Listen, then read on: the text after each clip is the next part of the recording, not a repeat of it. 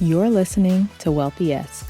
We are a community of lawyers who believe that true wealth is having control of our time. I'm Ro Thomas, and as a busy wife, mom, and former Big Law associate, I know all too well the tension between the culture of the legal profession and pretty much everything else you want to do in life. That's why each week I'm bringing you the information and tools you need to improve your money mindset and manage your money to create true wealth. Because ultimately, it's not about the money.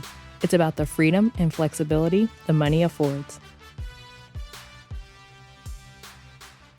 Hey friend, welcome back to the show.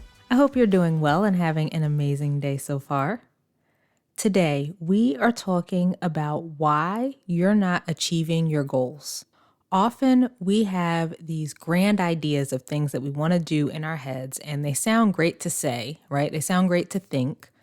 But when it comes to actually doing the things, to actually implementing, we fall short.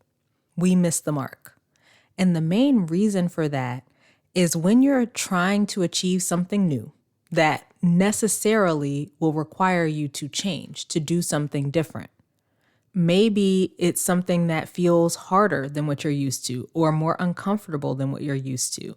And often we theoretically desire things, but when it comes down to it, those things aren't worth the discomfort to us. They're not worth the change or the difficulty. You will achieve your goals. You will do the things that you say you want to do, make the changes that you say you want to make when your discomfort in your current situation is greater than the difficulty or discomfort or effort or sacrifice that you perceive is needed to accomplish the thing or to make the change. You will do the things that you need to do to manage your money better, to pay off your debt, to save more, to invest more, to build wealth, to change your financial circumstances when the discomfort you're feeling now in your current situation feels greater than the discomfort you think you'll encounter in making those changes. When your why isn't big enough, when the reason that you want to make a change isn't big enough, the effort and difficulty and whatever else is required to make the change is not worth it to you. The cost associated with the change is greater than your why.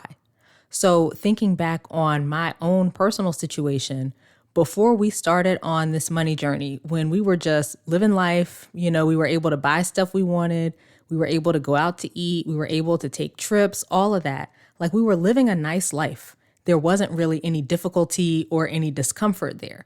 There was maybe a little bit of an inkling, a little seed of something there because I had come across some personal finance blogs and stuff like that up to that point, but it wasn't a huge deal to me that we actually make those changes because our life was fine. So I had talked to my husband about seeing people pay off their debt quickly and, what if we did that too? But I didn't really have a reason why that I could articulate. So when he wasn't that interested, I didn't push it because it wasn't a big deal to me.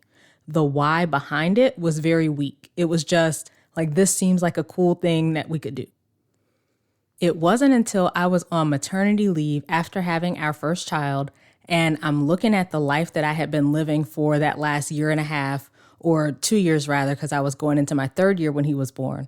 But I was looking at the time that I had been putting in and looking at the hours that I was billing and the lifestyle and realizing that it didn't mesh with the kind of mom I wanted to be. It was not going to work out with the schedule that I had been keeping up to that point. And that was when I wanted to decrease my hours and go part-time. But when we looked at our finances, it was like, oh, we can't afford to do that with the way we've been spending, the debt payments we had, like all of that. We weren't in a position financially to do that. So now the discomfort of our situation was greater than any discomfort of making a change to improve our finances. We were going along just fine before. It didn't bother us one way or the other because we were able to do the things that we wanted to do. And we weren't looking holistically at our finances or the impact that the way we were managing our money was having on our lives because it didn't feel like it really affected them. But when I wasn't able to do what I wanted to do, when we weren't in a position to take a pay cut for me to be able to go part-time and spend more time with our baby, when we were projecting out years and thinking about when he got into school and he had events and he had activities and whatever else, and thinking about what that would look like with the schedules that we were currently keeping up, oh, now that's uncomfortable. Now our why for improving our finances was greater than any cost associated with it. It was no longer just, yeah, it would be nice. It was like, no, I want this for my life. I want to have more flexibility. I want to have more time. I want to be able to go to my son's games or school plays or whatever it is, and not in the back of my mind be thinking about all the stuff that I'm going to have to catch up on and the billing that I have to do to meet my hours and all that kind of stuff. When the discomfort of staying the same is greater than the discomfort of change, then you do it. Then you move forward. You take the steps to achieve the goals you've been saying that you have.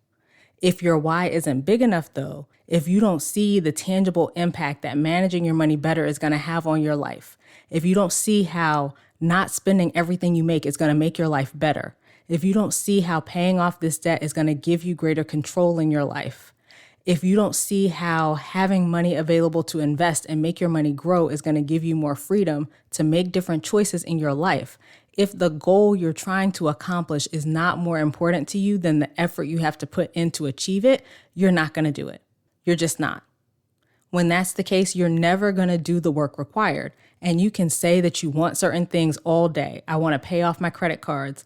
I want to build my savings. I want to become a millionaire. You can say those things all day long.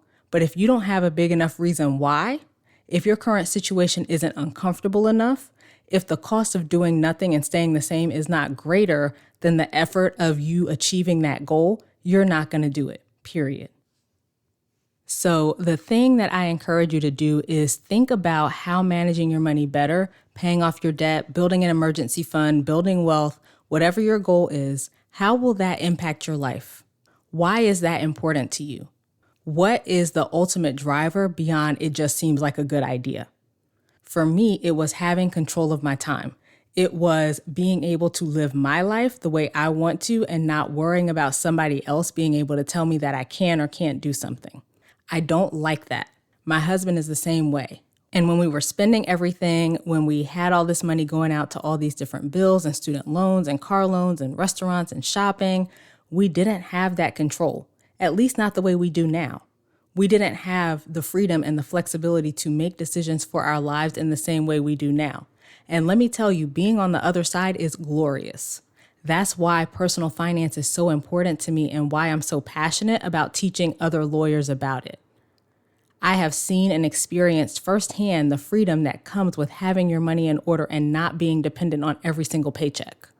So start thinking about the deeper reason behind the goals you have. Find the piece that's bigger to you than the effort you would have to put out to achieve your goals. And once you do, you'll actually be willing to do the work necessary to achieve them. All right, that is it for this week's episode. If you enjoyed this episode, please take a second, scroll down on your podcast app and tap that 5 stars and leave a review. All of that really helps the show to grow and get in front of more lawyers so we can spread this information, and I appreciate your support. As we close out, friend, I pray that you take the information you learn here, apply it in your life, and open up to the realization that wealth is available to you. As you do that consistently, week after week, you'll continue to take steps to regain control of your time, build wealth, and live the life of freedom and choice you deserve. Talk to you later.